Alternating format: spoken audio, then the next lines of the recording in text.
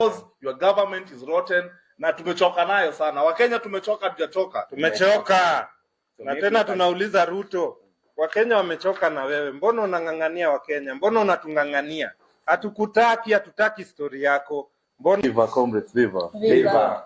My name is Paul Mark. Community organizer with Kongamano la Mapinduzi, which is a progressive movement for the people.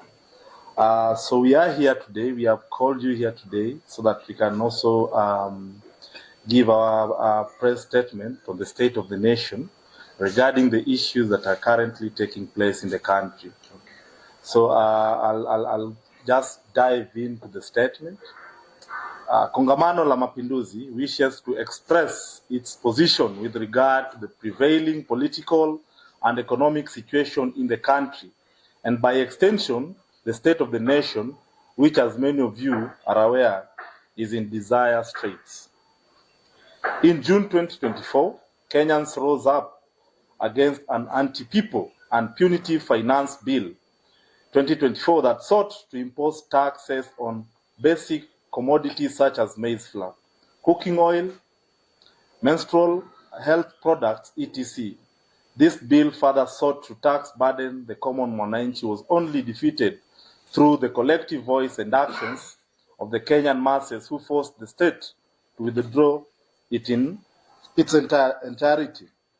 Despite the grievances raised in June 2024, the Kenya Kwanza government has continued to sneak in sections of that very finance bill into law, thereby raising the already high cost of living beyond the reach of most Kenyans.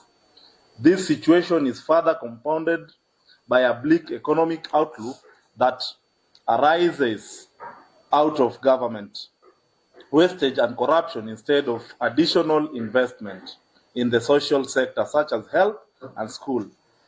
A clear case in point is the 10 billion shillings invested by the Kenya Kwanza government without the approval of the people of Kenya to support Raila Odinga's campaign for the position of the African Union chair. Thank you. My name is Odhiambo Jiro. Parliament has been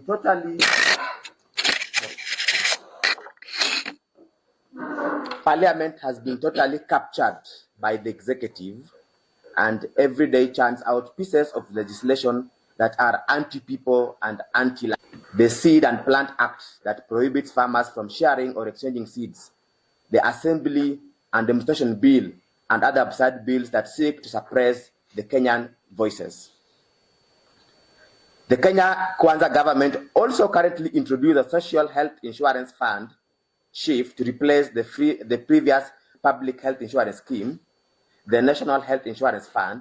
Instead of helping to improve the quality of health care across the country, SHIF has instead locked out millions of Kenyans from healthcare services through such as dialysis, surgery, and etc., that they were hitherto able to access under the old public insurance scheme.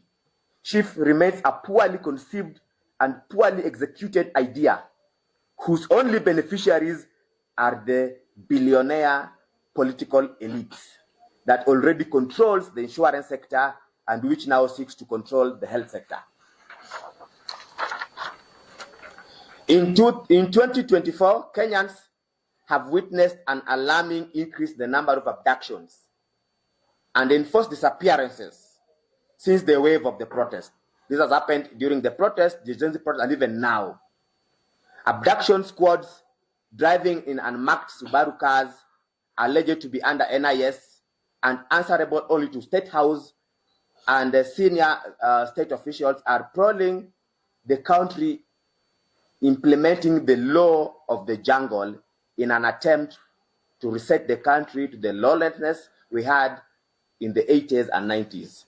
And they're using the word orders from above.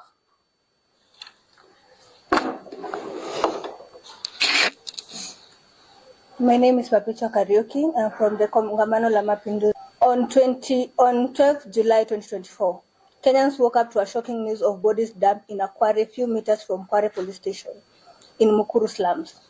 The recent launch, Kware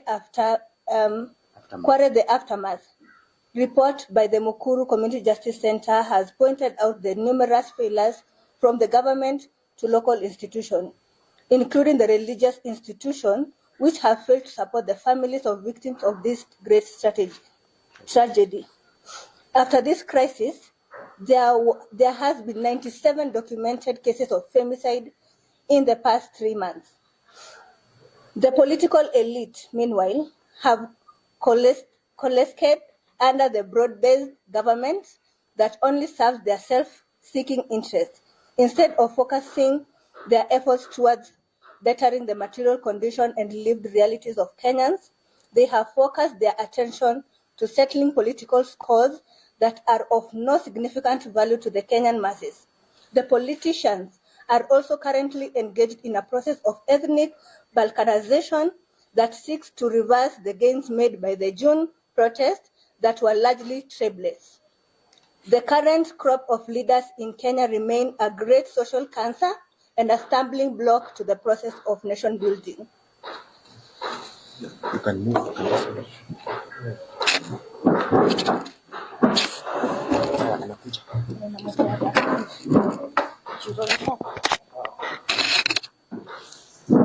John Mulingwa or Garang Mzalendo from Kongamano la Mapinduzi.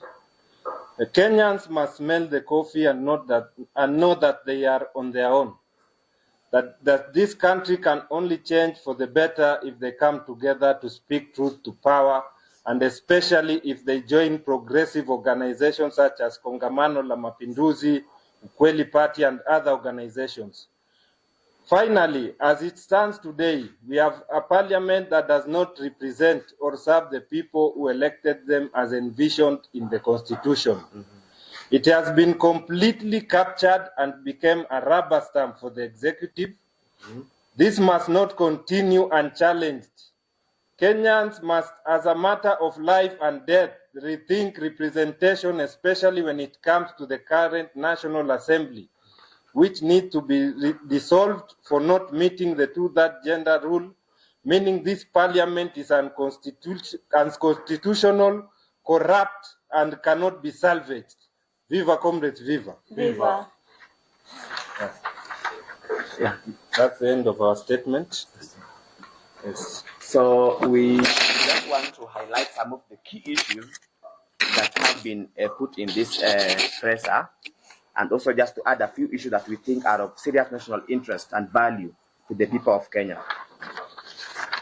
So one is that we stand in solidarity with the Catholic bishops and all religious institutions and individuals that have come out to call truth to power. And we totally agree with them.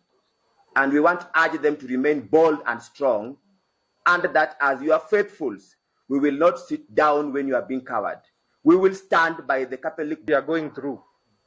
Is it 3 years? Do you think there will be a country?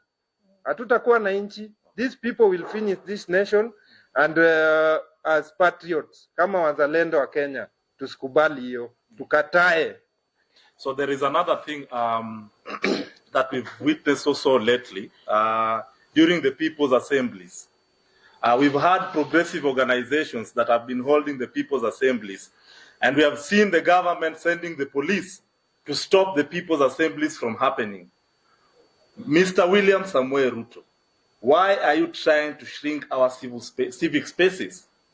We are speaking with the people because the people want to speak about the issues that are happening in their country. Because you said very well that you will listen to the people. So when people organize for people's assemblies, why don't you want to listen to them? We've seen you send the OCS of Shaurimoyo police station to stop the people's assemblies in Shaurimoyo.